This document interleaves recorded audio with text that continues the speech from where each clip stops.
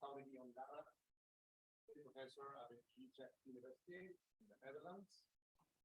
She's going to give a conference titled Opportunities and Challenges of Teaching Intercultural Competence. Sorry. Our pleasure to introduce today to Dr. Kristi Jauregi-Ondarra, Associate Professor at the Utrecht University in the Netherlands. She will offer us the conference entitled Opportunities and Challenges of Teaching Intercultural Competence in a Highly Globalized and Digitalized Society. Let me tell you some words about our professor. Kristi Jauregi-Ondarra is an Associate Professor at the Utrecht University, the Netherlands, and a member of the Language Education Research Group at UILOTS, Utrecht University. Her main area of research is on computer-assisted language learning, CALL, and she is particularly interested in studying how meaningful implementation of virtual exchanges or telecollaboration projects can play a crucial role in enhancing students' intercultural language learning processes and in transforming teachers' pedagogical approaches to foreign language teaching. A recent focus of study centers on the impact cutting-edge technologies, immersive virtual reality and augmented reality, and digital games have on intercultural language learning processes. She has initiated and coordinated innovative European projects since 2005.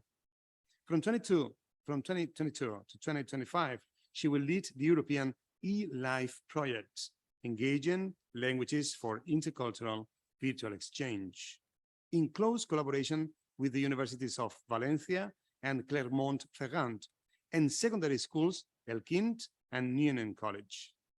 She has published extensively on CALL, relevant issues with a special focus on intercultural language teaching and learning. It's my pleasure to introduce our colleague and our professor, Kristi Jauregi-Ondarra.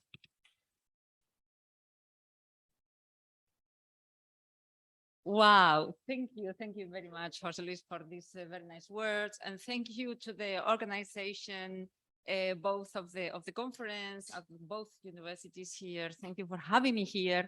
It is a real pleasure to be here and to be able to do that again face to face, to see your faces, to be able to feel you somehow. I guess that we have been missing that right in the past 2 years. So. And it is wonderful to be back in Valencia. It is a city that is completely in my heart. So for everybody following these sessions online, I think that you have to make a choice in the future and be able to come here because it is an amazing city with amazing people. And it is really great to be here to talk to you about two passions of mine. The one is related to the virtual, yeah. And the other one is related to intercultural learning, okay? So, and this is always a problem with me. I have so many things to show, to share, to say. So I have too many slides. So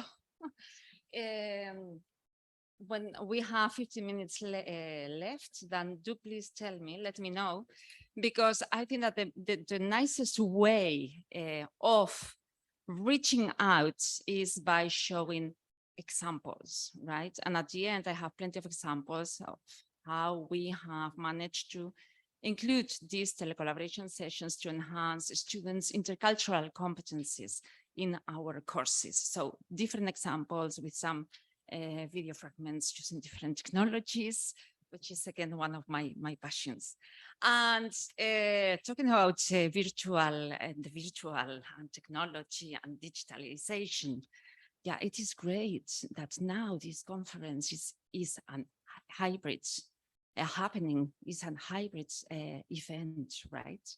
So traditionally this could be a face-to-face conference, and now it is hybrid. I have been working on trying to introduce in teaching at university, but also at schools since the end of the 20th century. And it is so hard. We are all using our smartphones to communicate with others, with social media, by teaching. Teaching is somehow quite conservative. Would you agree with me?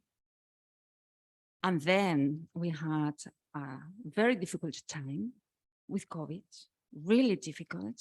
We suffered a lot. But who saved us? Technology. We discovered technology.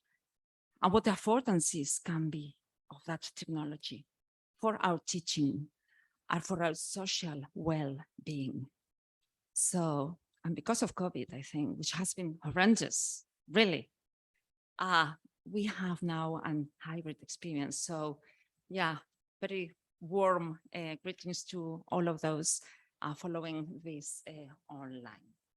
And let's start, because what I would like to do is connecting to what Bill and Mary were saying, is to talk about the challenges for education in this rapidly changing society, then focus on the centrality of plurilingual, pluricultural, and intercultural education, then to talk about the power of the virtual education, and then the examples, which is the way to help you out, to include these new suggestions to enrich your teaching projects.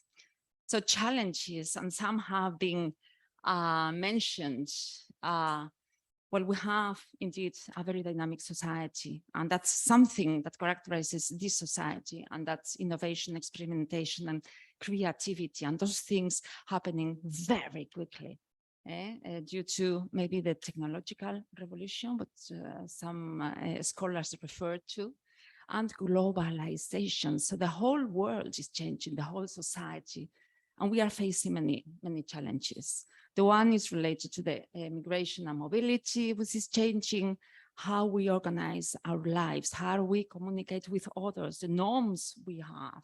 Yeah, and indeed, our society is characterized also by inequality. We have racism.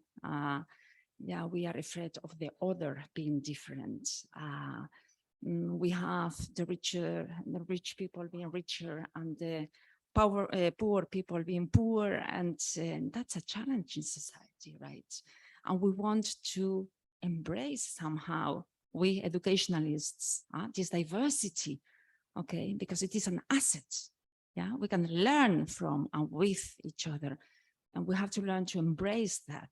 Yeah, and to provide an inclusive education, an inclusive society. And I think that educationalists, we are idealist people, because we want to have a better world and a better society, I could say. And this is issues we should be talking about in our teaching. Yeah, of course, subject matter is important, but there are we are human beings. That's something that I really loved when I was listening to you. We are all human beings.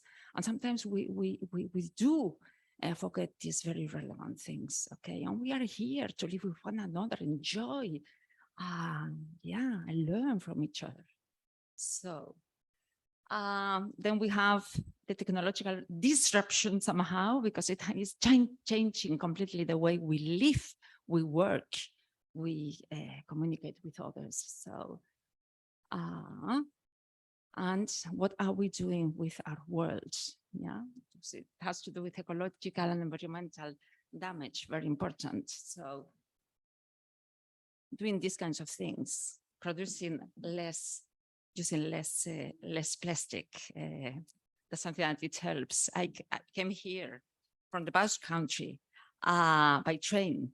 I wouldn't take an airplane in such a, let's say, short distance. So let's engage with these kinds of challenges, and not just being aware of this, but taking action, doing things, engaging. Yeah, so the challenge of COVID-19, and I would like to say that it is the past, but it still is among us. And indeed, who would have thought 3 years ago, when you had the last conference, that we would be in war in Europe? That's so. And I think that conflict and war, that's something that we should be addressing also in our education. Yeah, it has to do with respecting the other, respecting the other culture, respecting, and we have this respect, then we wouldn't engage in conflicts and in wars. So let's stay at primary schools, let's continue secondary education, And let's talk about these issues also at universities. Yeah. So this means that in education we need to work on different skills and competencies. And these are related to the 21st century skills. Some of scholars call them soft skills. By Cambridge University Press, they refer to life skills. And I like the life skills concepts, I must say. And it is related to how important it is to learn to collaborate in diverse groups of people, yeah, to communicate adequately. And communicate is not just I am talking and you are listening to me. No, trying to understand what the other is trying to communicate, yeah, which is not simple, which is not as easy in this pluricultural and plurilingual society we are living in. Being aware over the globalization and intercultural issues, being creative, being having invention, let's say. We are born as researchers, yeah? When we are small, we want to know everything about what is this, what is it for, what is it made of? And then we try to taste it. And we have plenty of questions when we are small. Yeah, how that, how this. And then we go to school. And now we have to listen. Wow. And what about my questions? And we are researchers. That's one of our main characteristics. Yeah, so let's provide opportunities to students to ask questions, yeah, to be researchers in practice. Yeah, so creativity is key. Self-direction or autonomy. In much of education, we have like the teacher who is the expert in the subject area, and we have to listen to them. What about the students? Yeah, what about their autonomy? What about their empowerment? These are issues we should be also addressing in our teaching. And of course, we have to learn about information and technology literacy. I've written down digital literacies there because whenever those things, those skills, yeah, do have place in an online environment, all are related to digital literacies. Digital literacies is about collaborating online with others, communicating online with others, and being critical about what we are reading, what we are thinking or saying, yeah. So this means that in education, we have to place these skills at the center of our programs, yeah. So we have to promote somehow critical thinking, intercultural, social and environmental awareness, and global citizenship to be able to address those challenges.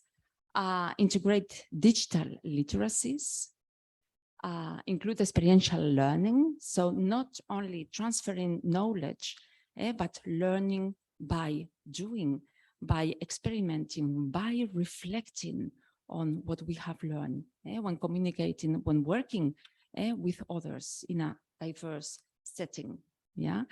And being aware that it is not enough to stop by this specific course of these university students, that you and we will be learning throughout our lives. Yeah, interdisciplinarity is also something that we have to learn about. So being able to collaborate, to learn with and from others having a different interdisciplinary or discipline background. And now we come to intercultural communication. And intercultural communication, a main question when we are addressing this issue is what is needed for successful communication between people with different backgrounds. Yeah, that's the key question we need to answer. Yeah, and we know that language and culture are interrelated. Yeah, in the past, when we were learning languages, we were learning grammar, we were learning vocabulary, And we would learn some things about different cities, maybe about the writers, about the painters, the artists. But how is this language used in the different communities of practice? Yeah, that's something that we need to address. So culture and language are interrelated. And there are some scholars such as Agar and Risseger who refer to lingua culture learning, because we cannot learn a language without taking into consideration the cultural aspect. So we have been addressing, and plurilingualism is a central topic within this conference. And what we realize is that languages are not monolithic entities, but these are pluricentric. We have different varieties in one country, in one region, different varieties being used, with different generations, with gender differences, with societal dialects being different, but we have all those migrants as well being present and participating in our society, which are using also the varieties of the language. And this is changing the way we look at languages. Another interesting development in this sense is the use of languages as lingua franca. And we know that English is the international language. I am now using English as a lingua franca in order to share all this information with you. But not only English is being used as lingua franca for international or intranational communication, but also French or Spanish or German. And this brings other varieties of language, but also with different conceptualizations of cultures in the background, which makes understanding a complex endeavor. And what I really like, and that's the last point in here, is that when teaching languages in the past, we always had the idea that the native speaker is the model to follow, okay? If we learn to speak and to communicate like the native speaker, then we are okay. And now we know that it is not the idea that we have the model of the native speaker, we have a model, and that's the intercultural speaker. And that's something that Bayram and colleagues have been working on. So when we think on proficiency levels related to languages, so we have to take into account this multi-dialectal aspects. We have to include those varieties on our teaching. And it doesn't mean that students will need to produce all those varieties, but they are used to understand, that they can understand all those different varieties. And when referring to plurilingualism, there are two concepts that I think that are really relevant. And the one is that of translanguaging. The plurilingual speaker will be using those different languages or parts of those different languages in order to bring a message across. So some of the scholars refer to it as code switching with a function within the social, a very specific communicative function within the social interaction. And when talking about proficiency, and I am myself, I'm teaching trainers, foreign language teachers, and I have also taught Spanish in the Netherlands. And I am always saying, communication is the key, and you have to write, you have to try to speak. And then I have colleagues at Utrecht University, and this is really very interesting, saying, okay, let's invest in lingua receptiva. I don't know whether you have come this concept across. And it is really very interesting, because what happens when you are using a foreign language you are not proficient in? What happens? You feel that you have less power, that you are less yourself, that you cannot express all the nuances in the language. The colleagues working with Lingua Receptiva say that we should be developing receptive skills and be able to use our native speakers when talking to the others. So let's say we have Spanish and English speakers. The English speaker would be using English to speak with the Spanish speaker. The Spanish speaker would be using Spanish to talk to the English speaker, and both speech partners would be using their receptive skills to understand the other. But then both speech partners would have the feeling, okay, I can say the things I want to say in the way I feel like I should be saying them. And well, so receptive skills have to be high enough in order to be able to understand all these things. But then we wouldn't be focusing on the 4 skills, but putting the emphasis on the receptive skills of those languages. I think that's an interesting thought. And that's a colleague, Jan Tentaye, a wonderful colleague who has been working on this issue already. No, 15. Ooh. Okay. Culture.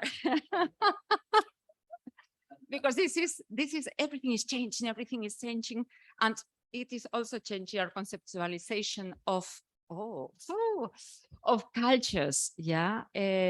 Well, I think that until the 21st century, we have been looking into cultures from a very essentialistic point of view. Yeah, and maybe you know the work by Hofstede, and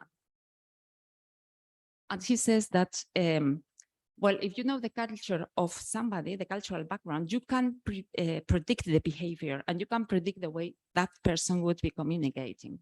Like saying, Spanish people are very passionate in their communication. Is it right? All of them, no differences, okay? Or the Germans focus on hierarchy when communicating. Would you agree on that? Okay, so Hofstede has used different dimensions in order to see how business, IBM, people, employees in IBM communicate with one another. What in terms of the culture, whether they are Japanese or Chinese, and Hofstede is a Dutch scholar, and they have a very nice website, and he's giving a lot of training. And of course, it is much easier to teach intercultural communication if you say, oh, Spanish are all passionate, or Germans are hierarchy, you know, that's very important for them. It's much easier. But my dear friends, you know that it is much more complex than that. So we'll skip this one, because these essentialistic views bring us to stereotyping cultures. Yeah, so culture is viewed as something being different, static. People are passive carriers of culture. One nation is one culture. Culture that determines behavior, and so on. And that's a little bit the view we have in using when teaching also languages. Okay, if you are learning Spanish, that's a little bit the culture. Now we might say something about República Dominicana. Yeah, or we might say something about Colombia, but in generalizing terms, and would you say that everybody is the same? So I have no time to talk on that. So we have other scholars like Derving and Vertovec saying that no, this is not the way we should be looking into the cultures, and especially when we have a society which is characterized by mobility, great deal of mobility, migration, and technological developments. Yeah, so we will say, and I include myself in that the culture is layered, that they are different levels, that it is hybrid, that it is dynamic, it is continuously changing. Society changes, cultures changes, we change. Yeah, people are creative constructors of culture, not passive carriers. Yeah, and a person might have plural cultures. Yeah, I come from Spain, from the Basque Country, actually, but I have been living more than, I don't know, 30 years. In the Netherlands, so I might have some. So we might have different cultural backgrounds, and we are participating in different communities of practice. So we don't look at the nation, we look at the communities of practice, yeah? With Mami, so we should be moving from the national to the pluricultural. I want to go too quick, to the intercultural finally. Yeah, pluricultural is not about multicultural living close to each other, but having interaction with one another. Yeah, that's where intercultural comes in. And we should address diversity as an asset. We have different models on intercultural competence. Bayram has been one of the first working on models for teaching and addressing intercultural communicative competencies, addressing knowledge, skills for interpret and relate, to discover and interact, attitudes of openness, of curiosity, of decentering. Yeah, and this has had a lot of influence on the Common European Framework of Reference, where intercultural communication had an important part, but we wouldn't be able to assess intercultural communication. And I must recommend you the companion volume, which has been published on 2018, where intercultural, pluricultural, plurilingual, and intercultural communication are at the basis of the way we should be assessing also those competencies in our language teaching programs. Another one model is by Deerdorf, who talks about attitudes, knowledge, and skills we have to develop, but these have to bring us to change something internally, in our frame of reference, about how we view ourselves. We have to be not critical about the other cultures, but about ourselves, being conscious about that, being aware of that, and change things in the ways we address and the other person, and then put it into practice externally when interacting with them. What it's important is to learn by doing, to experiment it. So this is related to what Kolb was proposing or suggesting in 1984. So to have the experience, to reflect on the experience, to conclude something on this experience, and then to put it into practice in a new setting. And now I come to praxis. So because this is really very nice, but okay, how do you do that? How do you integrate that in your teaching? So we have been working with different European projects, NIFLA, Artila, Tecola. The latest one is in life, and I hope that many of you might be willing to join the community, because we need a community to learn from each other, to inspire each other. And we have put a virtual at the center of it, by suggesting or including virtual exchange or telecollaboration. So it means that using technology, students will be able to communicate and collaborate with others internationally in one-to-one or in groups of two. And this is also integrated into their courses. This is what telecollaboration and virtual exchange is about. They can learn subject matter, but they will be developing as well intercultural communicative competencies and digital literacies. And this is research-based. There is a huge community practicing, integrating this in their teaching and undertaking research on that. And in October, there is a conference here. It is called IVEC, International Virtual Exchange Conference. So if you are interested and you want to come back, and those following this online, you want to be in Valencia in a very, very interesting conference. So that's an opportunity you have. So, and we have all kinds of technologies, because we have been afraid of using technologies, and COVID has made a change. So we have really very easy to use technologies such as Padlet, low technological asynchronous challenge, where students can upload pictures and they can write text, or they can upload videos, short videos on themselves.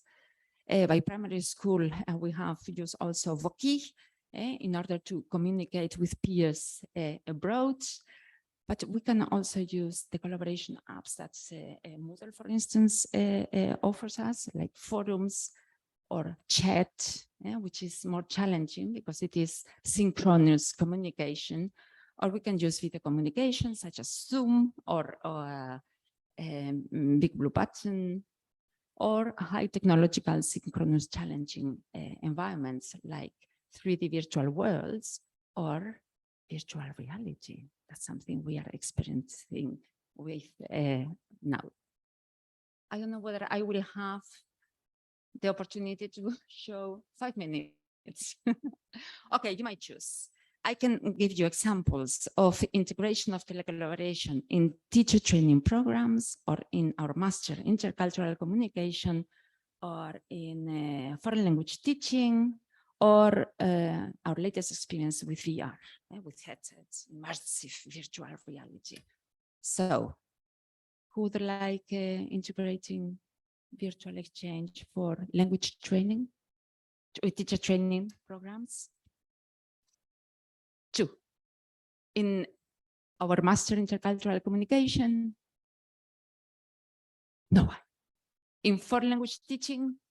1, 2, 3, 4, 5. Okay, okay. And high immersion virtual reality? Wow. So let's see what we can do. Okay. So we will skip this one. Sorry about that. Okay. So this was integrated in our foreign language course, Spanish at B2 level. And how do we do that? We try to look into the objectives of the course and see how we can match, how we can create tasks that are appropriate for the course and for the students to be able to interact with others.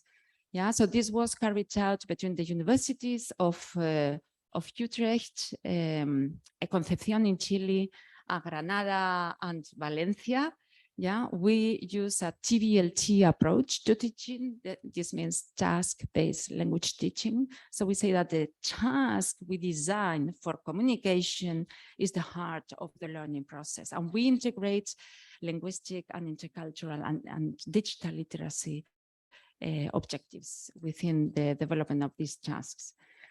So we organize 5 sessions with students, pairing them up one-to-one in order to carry out these activities, and they get 20% of the grade of the course. So it is completely integrated, and we use 2 different systems. We use video communication and we use Second Life. I guess that everybody is used to video communication, to Zoom. So I will show you an example of Second Life, virtual worlds.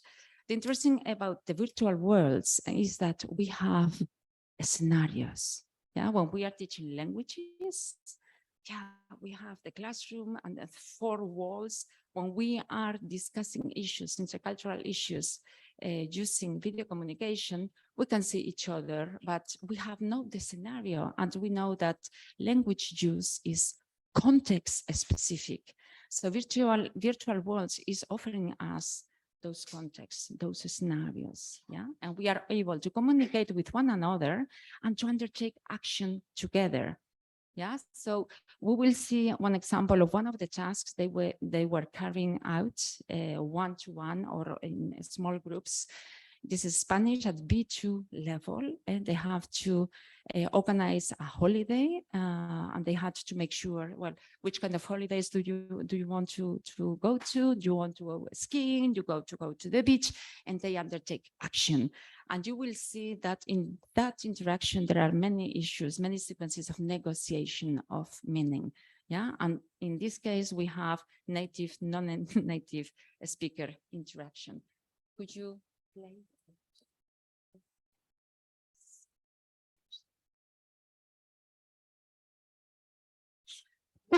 Y mira el aseo y el espejo está roto.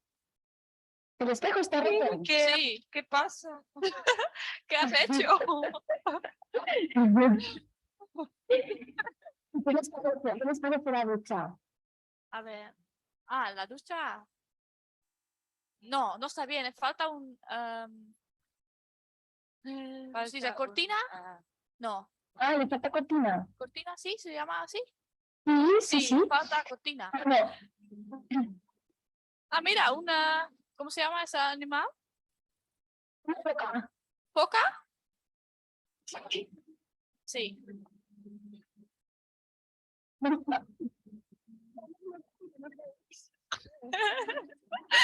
Ay, ¿qué pasa? No puedo conducir muy bien. Es que no tengo el carnet de conducir, ¿eh?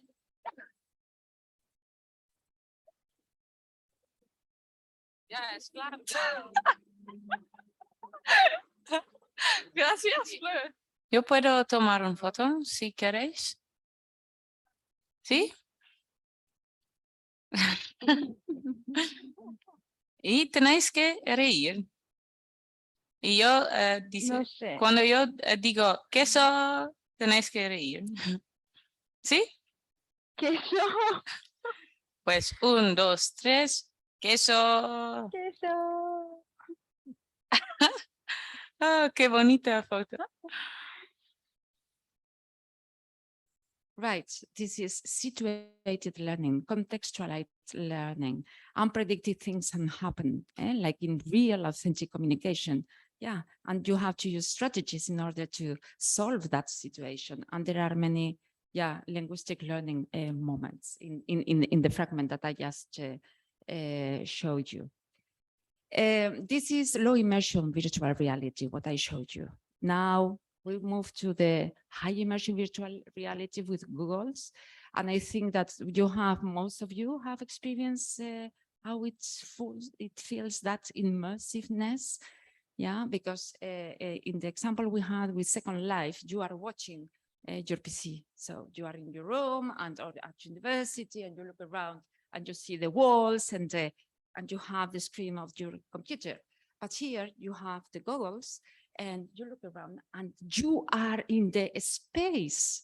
So that's amazing. And virtual reality has been used in order to watch videos, documentaries, for individual sessions. But we are interested in the social aspect. Yeah, we learn engaging in collaboration, in interaction, social constructivism.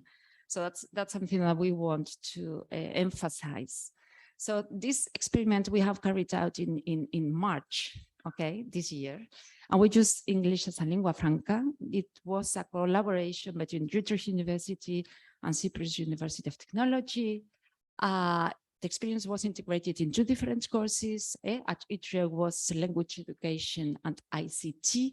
And in Cyprus, students were learning English for chemical and engineering. We had 15 Dutch students participating and 14 students, and we created dyads and 1 triad.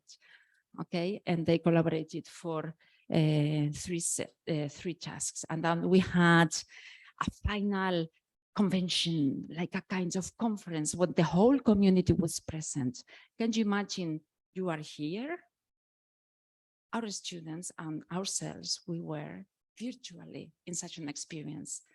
Yeah, so I am looking at you, and there we will look into the avatars of the other persons, or the other assistants, but we were immersed. We were in the same place while being in different countries. It is amazing.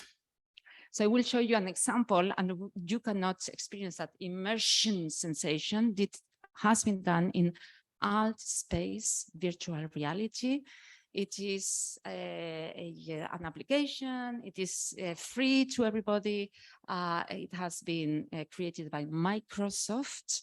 And that's the environment we have been using. And yeah. Okay. And how did you like it? It was very, very nice. The city was quite different from the cities that I have seen. Okay. Like, have a big river running through your city. You go everywhere by bike. I mean, it was pretty amazing, honestly. Well, it's a very short fragment. So what they had to do, they are talking here about the student life, right? And they had to watch a 360-degree video using the goggles of Utrecht and Utrecht University, and the same with Cyprus University of Technology. And then they had to comment on what they had seen there. And then here, the Cypriot student is saying, wow, it is an amazing city with a river. We have canals, you know, of in Utrecht, very beautiful city as well, and bicycle. Time for questions. Okay. So if you are interested in these kinds of things, then I just want to finalize with eLife. That's the project we are working on now. And it is about this, about meeting all these challenges I referred to at the very beginning. eLife is engaging languages for intercultural virtual exchange. And we work with schools, primary, secondary, and also at the teacher training programs for languages. And what we want to do is to have better teachers, idealists, yeah, trying to meet all those societal challenges we have, yeah, and to reinforce this inclusion, embracing this diversity, yeah, and using technology, yeah, to communicate, to learn from and with each other. And creating a community. This is the consortium, and we are undertaking all kind of activities, training, workshops, webinars, materials, and of course we are doing research. Oh, and if you want to have access to to the website, we have all the information in there. And we are using, of course, social media. Yeah. So if you're interested, then contact us. Questions? Thank you.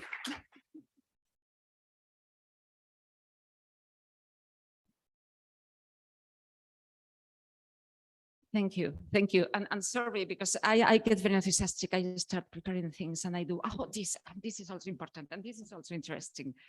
And yeah, and then I get enthused when I see you and I want to share that with you and I tell you more. And okay, that's me. But do you have any questions?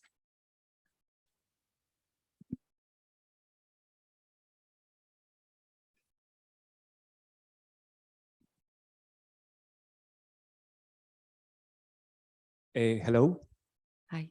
My name is Sergio from Colombia. I have a question, and basically is how to improve digital literacy in a context where still a gap between people or students who have access to internet, electronic device, computers, and those who don't have access to it.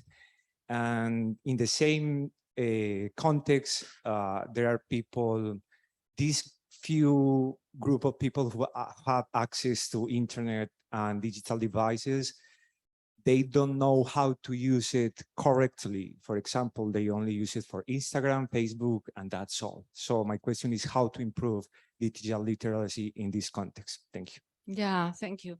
And that's a very relevant question, because I think that very often when we talk about digital literacies and we refer to intercultural communication, we talk to them from a Western perspective. One of the challenges I mentioned at the very beginning is inequality. And it is indeed about inequality, some having access to, some others not having access to. And I think that institutions, the educational institutions, must play a very important part on that. So governments, society should need to make sure that schools, and that universities have enough infrastructure and enough computers, in order to be able to provide the same opportunities to everybody. And about your second questions about literacy skills, what we do in our teaching, these sessions are not, I have been showing you, in our courses, students have like 4, 5, 6 in each course, and our courses are not a semester courses, but we have a trimester courses, So they have the opportunities to learn about different digital technologies, and some of the tasks we give them reflect on how do you use social media? What do you post in social media? Have you experienced any cyber bullying in social media when you've seen those? So we talk about that, and students, when they are interacting with one another, they talk about these things. So it is up to the teacher, and it is up to the students' interests and needs to create and design tasks that are appropriate to address those objectives. Does it help you? Okay.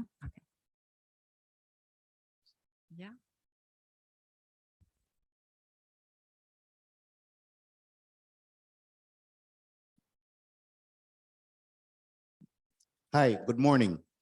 And thank you very much for this dynamic presentation.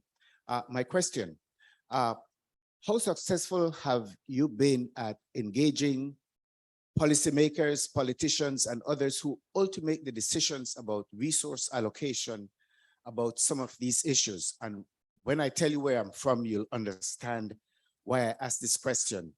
I'm from Texas, United States.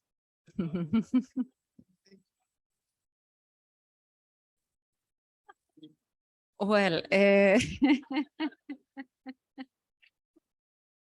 okay, Texas. I've been to Texas. I have been once to the United States, and it was at a conference, Calico conference, which is also about computer-assisted language learning, and it was in San Antonio. It was a great experience. So I quite understand your question. And well, when I started doing telecollaborations and virtual exchange activities back in 2005, I was the only one at university. I was alone, and there was this lady coming from this passionate lady, because if you come from Spain, that you are passionate and doing weird things and using all kinds of tools, to internationalize. And later on, you have to see the internationalizing education is one of the key issues. And well, I was able to contact teachers abroad who were also, as individuals in their institutions, interested in collaborating, in seeing how we could enrich, education and learning processes. So that's how we started, with no additional help. With what we have, the infrastructure we had at university, and that was all. And then I realized, wow, this is not enough. We need more. We need more. And that's how I found the door to the European projects. So we get funding in order to be able to do all these things. And NIFLAR was our first project. And in NIFLAR, we focus on university collaborations, international collaborations, where our students would be carrying out these tasks in Giants. And then we carried out a pilot at secondary school, and we thought, wow, all learners, all young people all over the world are learning a foreign language. All. So we should be doing something in order to enrich, to motivate them, you know. So I know instances of that the learners go to learn English or especially German in the Netherlands, and with all those name cases, and which is the grammar is quite complex, and learning is like getting bored. And I say, what do we do when teaching languages? You know, that's the vehicle we use, the tool we use in order to come to know other human beings, peers, and learn about how they looked, how they organized to their lives, what they do, what they think, what the dreams are, what you know. So that's language for, and not about everything being perfect grammatically speaking, and trying to understand other ways of living. And that's the way we try to answer your question. So getting money from Europe, in order to make sure that in the next projects that the schools participate in, because then we started focusing on primary and secondary schools, how they could get all those facilities in order to be able to participate adequately in the projects. But I must say, prior to COVID, it was very difficult to find enthusiastic teachers at schools, at universities. Technology? No. Technology? No. I do my thing, you know, it has worked until now. Okay, they have to pass this exam. This exam is traditional. So I will keep doing the same. And then COVID came, and then it has changed. It has disrupted somehow, for the positive, the way we look into technology and education. So we have now many teachers interested in collaborating. So that's wonderful.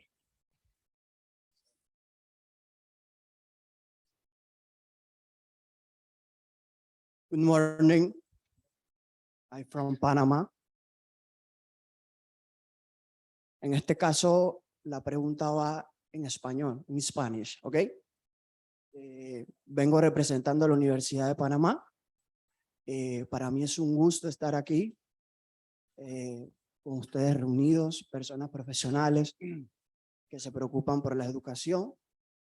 Y mi pregunta es la siguiente.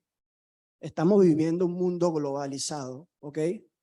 Con nuevas tecnologías educativas, pero sí siento algunas falencias en cuanto al tema de que los estudiantes por aulas virtuales no captan el mensaje del profesor, ¿ok?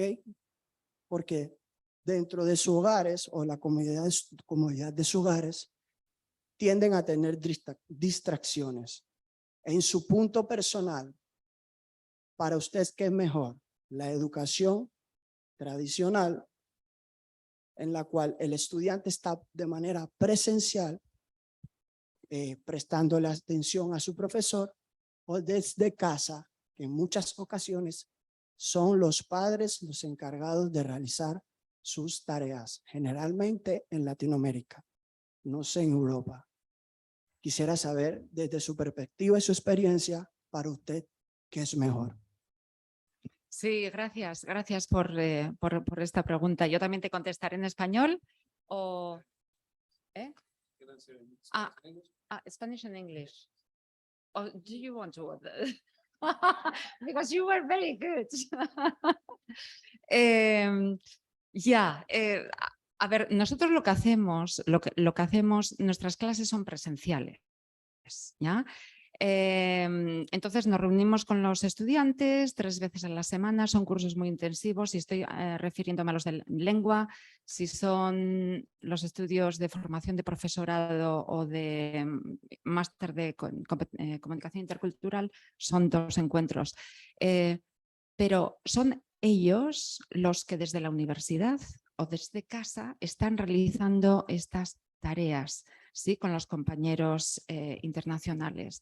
Entonces, lo que nosotros hacemos en las clases es prepararlos para esas tareas, ¿sí? Entonces, a nivel de elementos lingüísticos, de vocabulario, pero también de estrategias sociales, interculturales.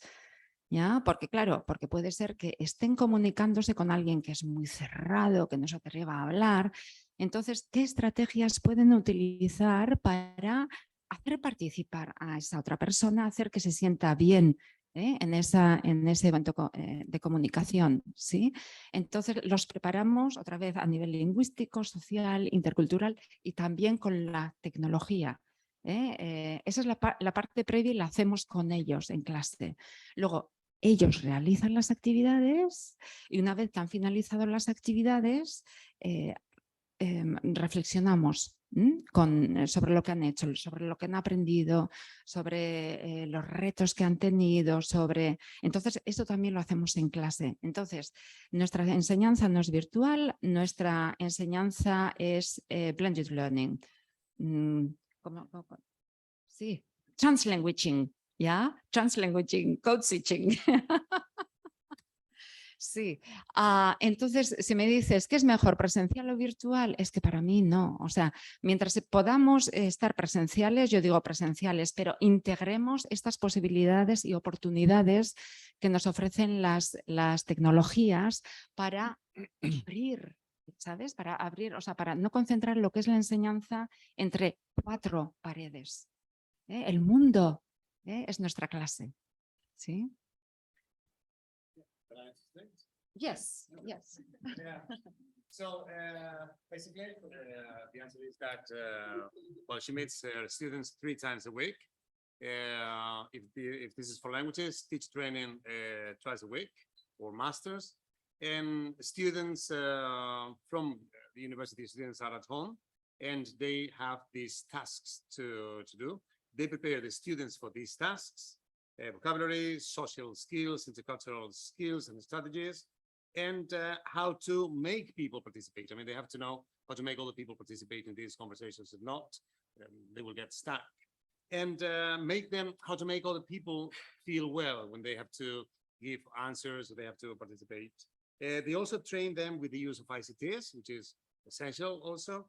And they do activities. They all reflect once they are done. They reflect upon what they have been doing, what they have learned. And of course, if you ask her the favorite way of teaching, face-to-face, but not only face-to-face, but integrating these ICTs.